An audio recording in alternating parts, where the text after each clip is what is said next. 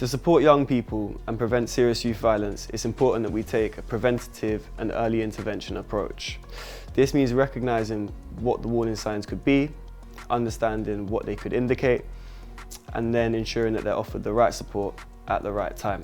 Warning signs can point to a whole host of underlying issues such as mental health, trauma, exploitation, negative peer influences, or involvement in criminality. Some signs are obvious and others are more subtle. However, what matters most is measuring change over time and looking at the young person as a unique individual and measuring any change either side of that. We need to build an evidence base and not rely on assumptions or stereotypes.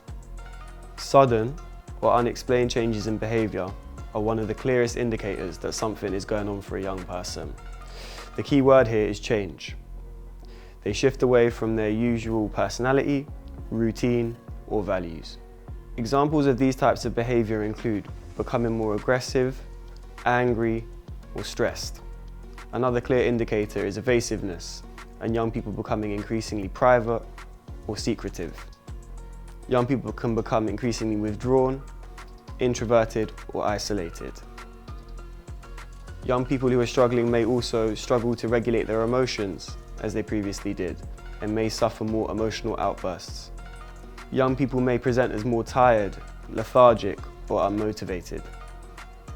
Finally, young people may also experience changes to their sleeping pattern and eating habits, as well as ask for money without any clear explanation why.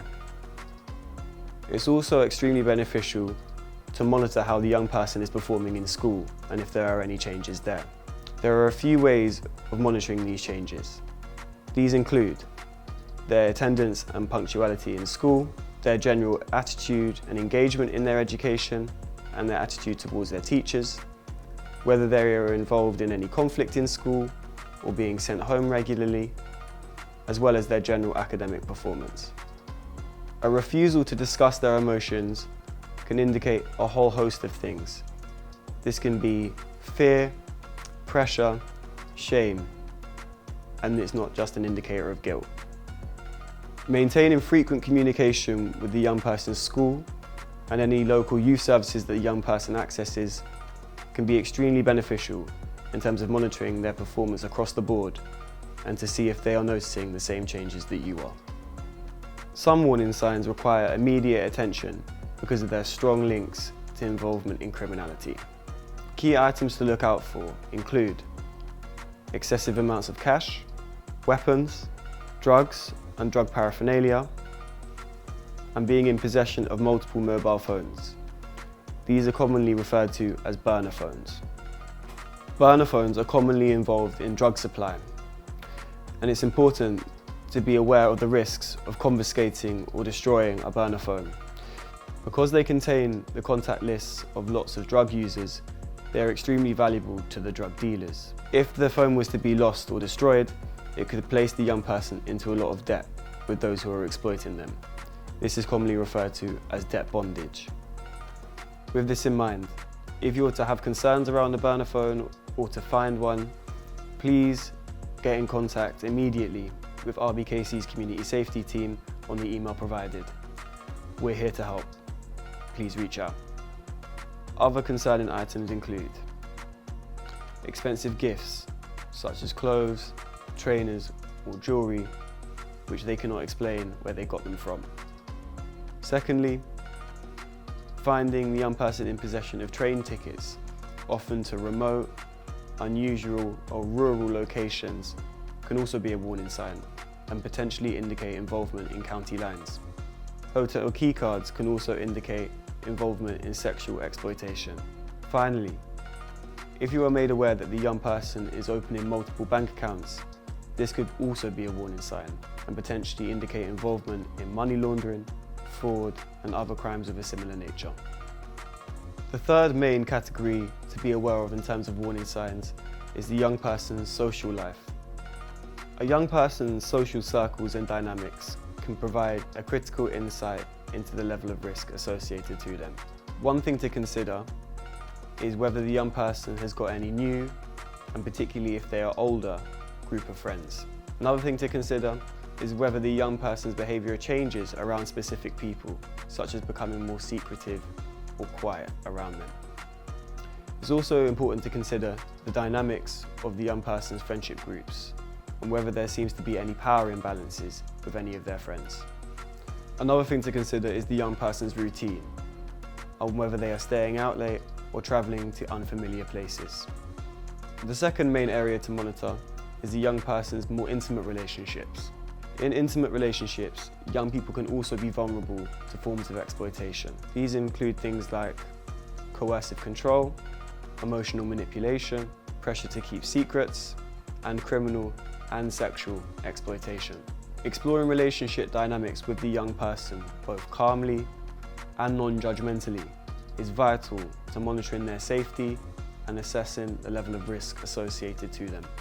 The third main area to consider is the young person's online life and their online safety. Some key areas to look out for include whether their social media accounts suddenly become public or private, monitoring whether the young person is in contact with unknown or older individuals. It's also important to consider how the young person presents while using their devices. For example, they may appear secretive or private while using certain devices or using specific apps. If they appear to experience anxiety or other behavioural changes when using their device, this would also be something which would raise concern. Finally, another major area to consider is whether the young person is posting inappropriate or risky content onto their social media accounts.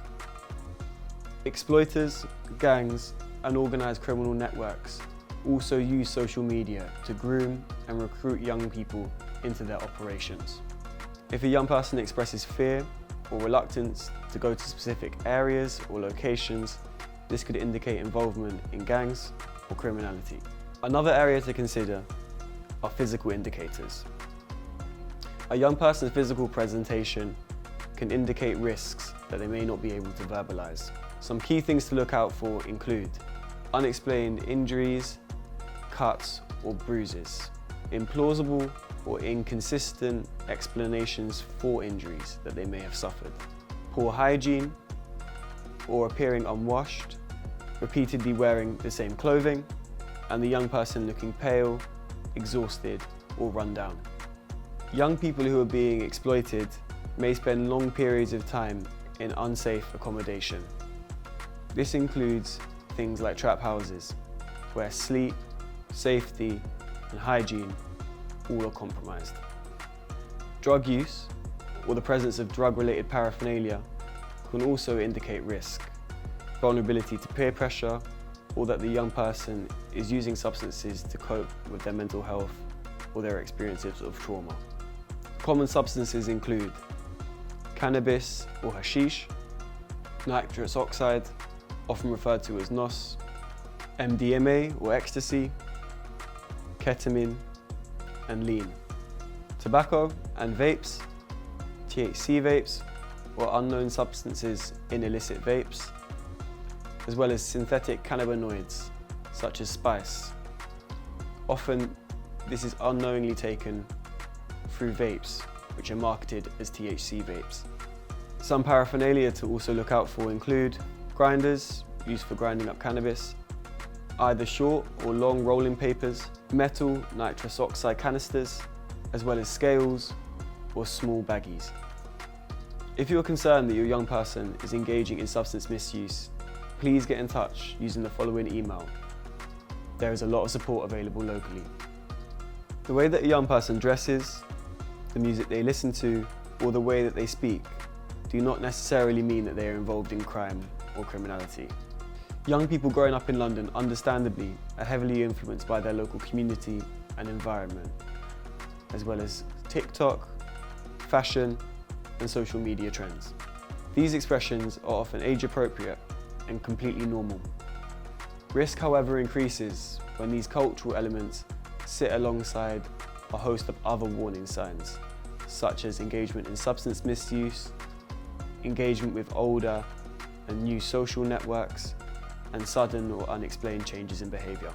Effective safeguarding requires considering all of these areas together and not just judging on appearance alone. In conclusion, recognising and acting on early warning signs is key to preventing further harm. If you are worried about a young person, you do not need to respond or manage the situation on your own. It goes without saying that early intervention can be absolutely key to signposting a young person into healthier and safer pathways. For any concerns, guidance or advice, please get in contact with RBKC's Community Safety Team on the email provided. We're here to help.